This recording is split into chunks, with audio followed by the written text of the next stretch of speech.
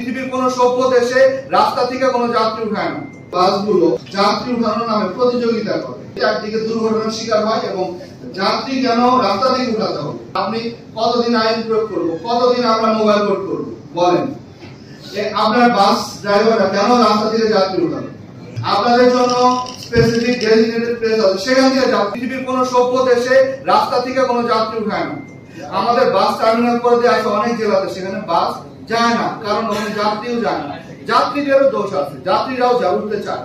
যাত্রীরা যে এখান থেকে 5 মিনিট হেঁটে যাবে, ওই স্ট্যান্ডে যাবে, সেটাও যেতে চায় না। সুতরাং এটা ওয়ান সাইডেড না, যাত্রীরা যেতে চায় না। যাত্রীরা মনে করে, আমার অনেকেই আছে যে এরকম তার পাওয়ারফুল, সে মনে করে আমার বাড়ির সামনে একটা স্পিড ব্রেকার দিয়ে ওখানে আমার নামাইতে যেতে হবে, আমি কেন 100 ফিট হাঁটবো?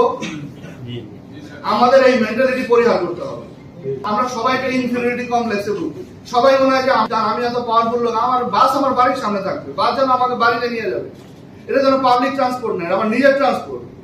আমাদের এই মেন্টালিটি থেকে বেরিয়ে আসতে হবে। আমরা আপনাদের সতর্ক করে দিচ্ছি, আপনারা এই রাস্তা থেকে যাত্রী উঠাতে পারবেন, রাস্তা থেকে কোনো যাত্রী উঠাতে পারবেন।